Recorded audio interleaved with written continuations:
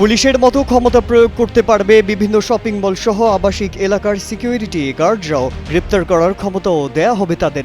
নিরাপত্তায় নিয়োজিত পুলিশের বাইরে বেসরকারি প্রতিষ্ঠানে কাজ করছে তাদের অক্সিলারি ফোর্স হিসেবে নিয়োগের সিদ্ধান্ত নিয়েছে পুলিশ। ঢাকা মেট্রোপলিটন পুলিশের পক্ষ থেকে সংবাদ সম্মেলনে জানানো হয়, আইন শৃঙ্খলা পরিস্থিতির অবনতির পর এমন সিদ্ধান্ত নেওয়া হয়েছে। ঢাকা মেট্রোপলিটন পুলিশের আইন বলে অক্সিলারি পুলিশ ফোর্স নিয়োগের ক্ষমতা আছে বলে জানিয়েছেন DMP commissioner Sheikh Mohammad Sajjad Ali.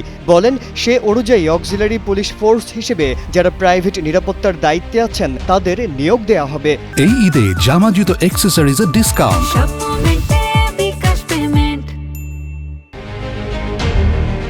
Police জানিয়েছে, যাদেরকে এই অক্সিলারি ফোর্স হিসেবে নিয়োগ দেওয়া হবে তাদের হাতে চিহ্নিতকারী একটি ব্যান্ড থাকবে, যা দেখে বোঝা যাবে তারা অক্সিলারি ফোর্স। একই সঙ্গে সহায়ক পুলিশদের থাকবে নিয়মিত পুলিশ বাহিনীর মতো ক্ষমতাও।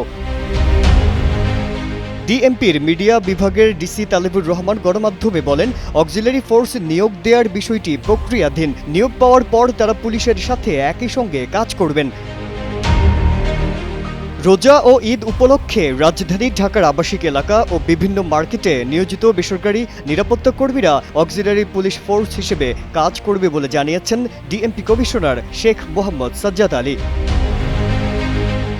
ঢাকা মেট্রোপলিটন পুলিশের মিডিয়া বিভাগের উপকমিশনার তালেবুর রহমান বলেন, মেট্রোপলিটন পুলিশের অর্ডিন্যান্স 1976 ধারা মোতাবেক ডিএমপি কমিশনার যদি মনে করেন যে কোনো ব্যক্তিকে সহযোগী পুলিশ হিসেবে নিয়োগ প্রদান করবেন।